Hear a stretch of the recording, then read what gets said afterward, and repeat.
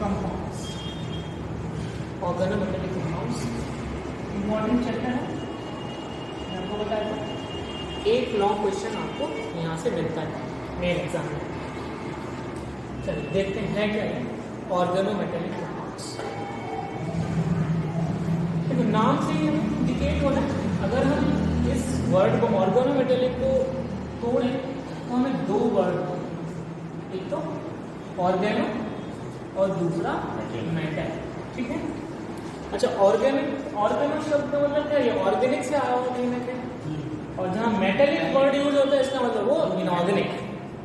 जितने भी मेटल्स हैं हम इनऑर्गेनिक केमिस्ट्री में उनकी स्टडी करते हैं और ऑर्गेनिक केमिस्ट्री में ऑर्गेनिक कंपाउंड्स की स्टडी करते हैं। इसका मतलब ऑर्गेनोमेटेलिक कंपाउंड्स कोई ऐसे कंपाउंड होंगे जिनमें ऑर्गेनिक पार्ट भी हो और इनऑर्गेनिक पार्ट भी हो, दोनों, यानी मेटल। इनऑर्गेनिक से कौन हो, मेटल। ऑर्गेनिक की जहां बात होती है जनरली वहां कौन होता है, कार्बन एटम होता है। जहां कहीं भी हम ऑर्गेनिक की बात करते हैं वहां हम कार्बन की बात करते हैं जनरली, लेकिन सर्वदा ये बात सत्य नहीं होती है। कुछ कंपाउंड ऐसे होते हैं जिनमें कार्बन तो है लेकिन वो ऑर्गेनिक नहीं होते हैं। तो मोस्टली अधिकतर जगह जनरली ये बात सत्य होती है, ऑर्गेनिक कंपाउंड्स में क्या होंगे, कार्बन होंगे। ठीक है, जैसे अगर हम बात करें यहाँ पर एक कंपाउंड है निकिल कार्बन, ठीक है, निकिल का ये कॉम्प्लेक्स कंपाउंड है कॉम्प्लेक्स कंपाउंड। ये इनऑर्गेनिक केमिस्ट्री में स्टडी करते हैं हम इसकी। कार्बन यहाँ दिख रहा है, ये CO का मतलब कार्बन मोनोऑक्साइड है, राइट। तो C दिख रहा है कार्बन, लेकिन ये कैसा है, इनऑर्गेनिक में स्टडी करते हैं। इसलिए हर कंपाउंड में कार्बन है तो ऑर्गेनिक होगा, ऐसा बात चलते नहीं है, राइट। तो मेनली कार्बन मिलता है, जनरली कार्बन मिलेगा ऑर्गेनिक कंपाउंड्स में। तो वही ऑर्गेनिक वर्ड का मतलब कार्बन और मेटल कोई भी हो सकता है, ठीक है। तो ऑर्गेनोमेटेलिक कंपाउंड्स अगर हम डिफाइन करें तो ऑर्गेनोमेटेलिक कंपाउंड्स ऐसे कंपाउंड्स होते हैं जिनमें metal atom directly carbon atom से कनेक्ट हो। ऐसे कंपाउंड्स जिनमें कार्बन एटम डायरेक्ट मेटल से अटैच होता है, या फिर हम कहें मेटल डायरेक्टली कार्बन से अटैच होता है, ऑर्गेनोमेटेलिक कंपाउंड्स कहलाते हैं। मेटल हमारा क्या है, मेटल तो भाई मेटेलिक वर्ड यहाँ से आया, कार्बन क्या है हमारा ऑर्गेनिक पार्ट होता है। तो ऑर्गेनोमेटेलिक कंपाउंड्स में क्या होता है, ऑर्गेनिक पार्ट भी है और इनऑर्गेनिक पार्ट भी होता है। मेटल जो है वो इनऑर्गेनिक पार्ट होता है। एक और तरीके से इसको डिफाइन कर सकते हैं, जब भी कभी कार्बन एटम ऐसे एटम से डायरेक्टली अटैच होगा जिसकी इलेक्ट्रोनेगेटिविटी कार्बन से कम हो, जिसकी इलेक्ट्रोनेगेटिविटी कार्बन से कम हो, तो वो ऑर्गेनोमेटेलिक कंपाउंड कहलाएंगे। जनरली जिनकी इलेक्ट्रोनेगेटिविटी कार्बन से कम होती है उनको मेटल्स ही कहा जाता है, लेकिन हाइड्रोजन को छोड़कर, ये ध्यान रखना है।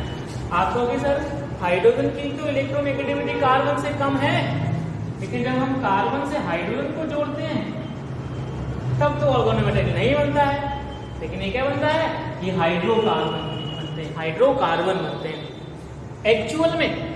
एक्चुअल में अगर हम ऑर्गेनिक कंपाउंड की डेफिनेशन दें तो ऑर्गेनिक कंपाउंड्स हाइड्रोकार्बन के डेरिवेटिव्स होते हैं। जितने भी ऑर्गेनिक कंपाउंड्स होंगे उन सभी में कार्बन और हाइड्रोजन मौजूद होंगे।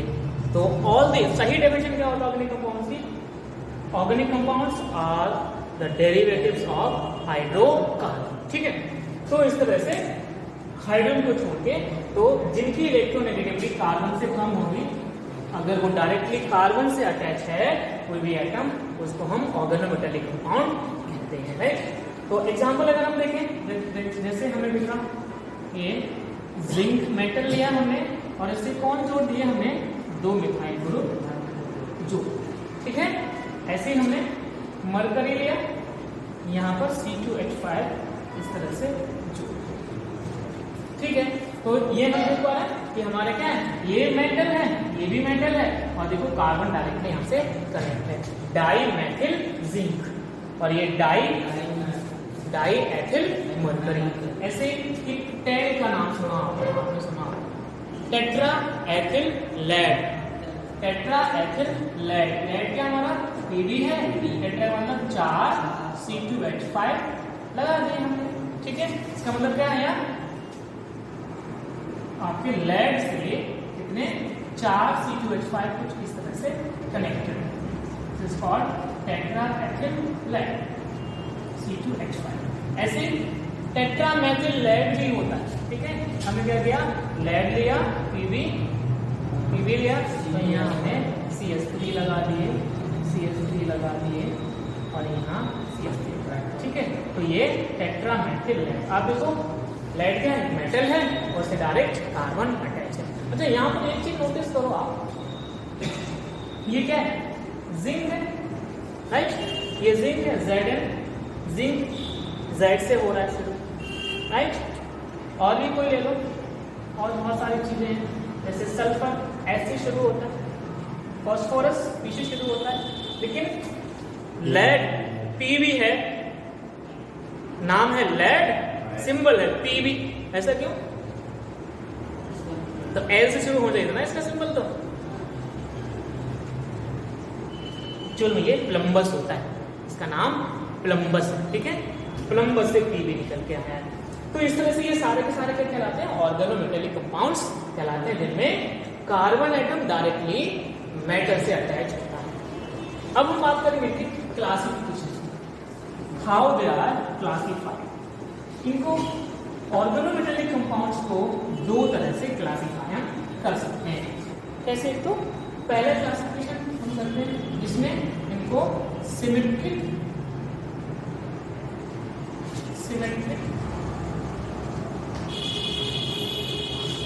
ऑर्गेनोमेटेलिक कंपाउंड, ठीक है, OMC, O for organic, M for metallic, C for.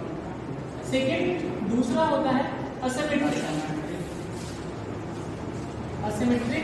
Organometallic compound, ठीक है। ये दो तरह के होते हैं, सिमेट्रिक और असिमेट्रिक। अब सिमेट्रिक में क्या है, सिमेट्रिक ऑर्गेनोमेटेलिक कंपाउंड्स क्या होते हैं और असिमेट्रिक क्या होते हैं। देखो भाई, सिमेट्रिक में क्या होता है, कोई भी जो मेटल है, कोई भी मेटल है, अगर उस मेटल से अटैच होने वाला एल्किल ग्रुप सेम है, एक जैसे हैं, तो वो क्या कहलाएंगे, हमारे सिमेट्रिक ऑर्गेनोमेटेलिक कंपाउंड्स कहलाएंगे। जैसे हमने देखा था अभी जिंक में हमने क्या किया, 2 मिथाइल ग्रुप ऐड कर दिए, ठीक है। तो देखो इधर भी और इधर भी दोनों तरफ सेम एल्किल ग्रुप अटैच है, इसीलिए कैसा होगा, ये सिमेट्रिक होगा, ठीक है। ऐसे ही अगर हमने मरकरी देखा था, मरकरी में क्या है, C2H5, तो आप देखो मरकरी में भी क्या है, दोनों तरफ सेम एल्किल ग्रुप अटैच है, यानी इधर भी एल्किल ग्रुप है और इधर भी एल्किल ग्रुप है। इसका मतलब ये भी कैसा है, सिमेट्रिक ऑर्गेनोमेटेलिक कंपाउंड है। असिमेट्रिक तो समझ में आएगा, और क्या होगा, असिमेट्रिक में ये जो दोनों एल्किल ग्रुप है कैसे होंगे, डिफरेंट होंगे। जैसे हमने यहाँ मेटल लिया, ठीक है, एक ये ले लिया एल्किल ग्रुप, दूसरा हमने R-, तो ये दोनों कैसे डिफरेंट हैं। हम क्या करेंगे, यहाँ से मरकरी लिया, ठीक है, मरकरी में एक तरफ तो C2H5 लगा दिया, दूसरी तरफ हमने प्रोपाइल लगा दिया C3, या फिर ब्यूटाइल लगा दिया C4H9, ठीक है, C4H9। तो आप देखो यहाँ पे ब्यूटाइल ग्रुप लग रखा है और यहाँ इथाइल ग्रुप लग रखा है, इसका मतलब ये कैसा है, ये भी आपके असिमेट्रिक कैटेगरी में आ जाएगा, क्योंकि दोनों तरफ जो एल्किल ग्रुप अटैच है वो सेम नहीं है। तो ये हमारे सिमेट्रिक और असिमेट्रिक किसी भी इस तरह से हमने एक एग्जांपल लिखा है, बहुत सारे ऐसे एग्जांपल होते हैं जिनमें दोनों तरफ अटैच होने वाले एल्किल ग्रुप कैसे होते हैं, डिफरेंट होते हैं, तब वो कहलाएंगे असिमेट्रिक ऑर्गेनोमेटेलिक कंपाउंड्स। एक ये तो जो डिफरेंट क्लासिफिकेशन था वो एल्किल ग्रुप की प्रेजेंस के बेस पर था। एक दूसरा क्लासिफिकेशन है, उसको कैसे करते हैं, उस क्लासिफिकेशन में हम ऑर्गेनोमेटेलिक कंपाउंड्स की जो बॉन्डिंग है इनको इनकी बॉन्डिंग के बेस पे क्लासिफाई करते हैं। तो 3 टाइप के बॉन्डिंग के बेस पे, पहला है आयनिक ऑर्गेनो मेटेलिक कंपाउंड, दूसरा होता है कोवेलेंट ऑर्गेनो मेटेलिक कंपाउंड, और तीसरा होता है पाइडेटिव ऑर्गेनो मेटेलिक कंपाउंड। तो इनकी जो बॉन्डिंग है, कार्बन और मेटल के बीच में जो बॉन्डिंग है, उस बॉन्डिंग के बेस पर इन्हें 3 टाइप से डिवाइड किया गया है। आयनिक बॉन्ड होगा, कोवेलेंट में कोवेलेंट बॉन्ड होगा, और इसमें पाइडेटिव बॉन्ड होगा। डेटिव बॉन्ड तो हमने सुना था, लेकिन what is pi dative bond? Dative bond हमने पता है कि डेटिव बॉन्ड हम कोऑर्डिनेट बॉन्ड को बोलते हैं। Coordinate bond is also known as dative bond, लेकिन यहाँ पर पाइडेटिव बॉन्ड आया, बात करेंगे उसकी। फिलहाल देखते हैं आयनिक ऑर्गेनोमेटेलिक कंपाउंड। यहाँ पर क्या होता है, जो आयनिक ऑर्गेनोमेटेलिक कंपाउंड्स हैं, इनमें कार्बन और मेटल के बीच की जो बॉन्डिंग होगी वो कैसी होगी? प्योरली आयनिक होगी, प्योरली आयनिक। अच्छा, अगर हम प्योरली आयनिक वर्ड यूज करें तो ये वर्ड सही होगा? अगर हमने ये कह दिया कि प्योरली आयनिक है तो फजान बाबा को गुस्सा आ जाएगा। फजान ने क्या कहा था?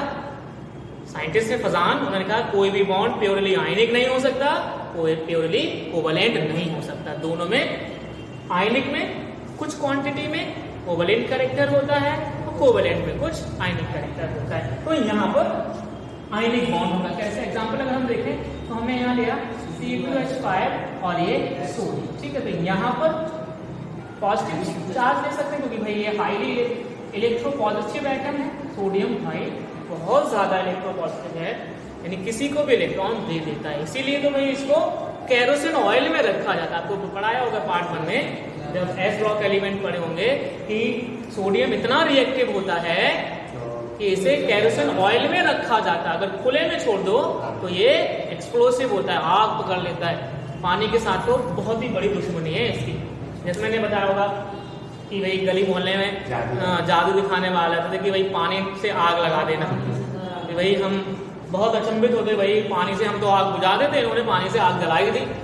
तो सोडियम पे जब हम पानी डालते हैं तो वो आग जला देता है, आग जलने लगती है। हाँ, नहीं ऐसा, सोडियम बहुत रिएक्टिव होता है, उसमें अगर आप सोडियम डाल दोगे तो रुक ही नहीं पाएगा वो। तो इस तरह से सोडियम, या ऐसे हमने यहाँ ले लिया C2H5 के, तो यहाँ पर माइनस चार्ज देते हैं कार्बन पे, ये माइनस चार्ज कार्बन पे, आप हाइड्रोजन पे मत समझ बैठना, ठीक है। तो यहाँ पर कुछ इस तरह से हम देख लेते हैं। ये कैसे हैं आपके आयनिक ऑर्गेनोमेटेलिक कंपाउंड्स हैं। कोवेलेंट की बात करें तो इनमें कोवेलेंट बॉन्ड होता है। जैसे अगर कोवेलेंट ऑर्गेनोमेटेलिक कंपाउंड में हमने लिया जिंक और यहाँ पर 2 में मिथाइल ग्रुप, मरकरी भी ले सकते हैं। यहाँ पर C2H5 C2, इनकी जो बॉन्डिंग है वो कोवेलेंट कैरेक्टर की होगी, यानी ये क्या है, बॉन्डिंग इनकी कोवेलेंट है, इसलिए इनको कोवेलेंट ऑर्गेनोमेटेलिक कंपाउंड कहते हैं। एक बचा पाइडेटिव, ये काफी इंपॉर्टेंट है। पाइडेटिव ऑर्गेनोमेटेलिक कंपाउंड्स क्या होते हैं? यहाँ पर भी क्या होता है, डेटिव बॉन्ड बनता है। डेटिव बॉन्ड कैसे बनता है कि एक इलेक्ट्रॉन पेयर डोनेट होता है किसी एटम या ग्रुप को, एक एक्सेप्टर होता है और एक डोनर होता है। जब नॉर्मल हमारा जो कोऑर्डिनेट बॉन्ड होता है वहां तो लोन पेयर डोनेट किया जाता है, लेकिन यहां पर क्या होता है, पाई डेटिव बॉन्ड में पाई इलेक्ट्रॉन पेयर डोनेट होता है। पाई इलेक्ट्रॉन पेयर, यानी पाई इलेक्ट्रॉन पेयर वे होते हैं जो पाई बॉन्ड का फॉर्मेशन करते हैं। और पाई बॉन्ड हमें कहाँ मिलता है? अनसैचुरेटेड कंपाउंड्स में मिलता है, जहां पर मल्टीपल बॉन्डिंग होती है, डबल बॉन्ड या ट्रिपल बॉन्ड होते हैं, वहीं पर पाई बॉन्ड बनते हैं। पाई बॉन्ड का फॉर्मेशन सिग्मा के बाद होता है, हमेशा याद रखना है, पहले सिग्मा बनेगा, पाई बाद में बनेगा। इसीलिए अगर उधर रहता है जहां इलेक्ट्रॉन जा रहा है, जो एक्सेप्ट करता है उस तरफ हेड है, तो यहाँ देखो पाई इलेक्ट्रॉन शिफ्ट हो रहे हैं, तो देखो ये क्या डेटेड है, इसीलिए एरो से डिनोट किया, लेकिन कौन किसके थ्रू बन रहा है, ये पाई इलेक्ट्रॉन्स के थ्रू बन रहा है, इसीलिए ये पाई डेटिव बॉन्ड कहलाया। और ये जो ऑर्गेनोमेटेलिक कंपाउंड बना वो पाई डेटिव ऑर्गेनोमेटेलिक कंपाउंड कहलाया। क्योंकि यहाँ पर भी ये जो बॉन्डिंग है कार्बन और मेटल के बीच है, तो आपको लग रहा है सर यहाँ तो कार्बन है नहीं, कार्बन यहाँ है, कार्बन यहाँ है, कार्बन यहाँ 5 कॉर्नर्स पे है, यहाँ तो है नहीं बॉन्ड कार्बन। तो भाई जो पाई बॉन्डिंग थी हमने इसको ऐसे देखा था, हमने इसको देखा था ऐसे करके, तो ये जो बॉन्डिंग थी पाई बॉन्ड वही किसके बीच में थे है तो कार्बन कार्बन के बीच में। भाई ये पाई बॉन्ड इस कार्बन के बीच में है, तो एक्चुअल में ये बॉन्डिंग जा कहां से रही, इलेक्ट्रॉन्स जा कहां से रहे, पाई इलेक्ट्रॉन कार्बन के तो जा रहे हैं, ठीक है। तो ये मेटल और ये कार्बन, ये कॉर्नर पे कार्बन है, इन्हीं के बीच में ये क्या है पाई डेटिव बॉन्ड बना, इसीलिए ये एक ऑर्गेनोमेटेलिक कंपाउंड्स कहलाता है। इसको फेरोसीन कहा जाता है, इस कंपाउंड को फेरोसीन कहा जाता है, इंपॉर्टेंट कंपाउंड है, ठीक है। तो इस तरह से क्लासिफिकेशन हो जाता है ऑर्गेनोमेटेलिक कंपाउंड्स का on the basis of presence of bonds into the organometallic compounds. कौन कौन से थे हमारे, आयनिक, कोवैलेंट और पाई, ठीक है।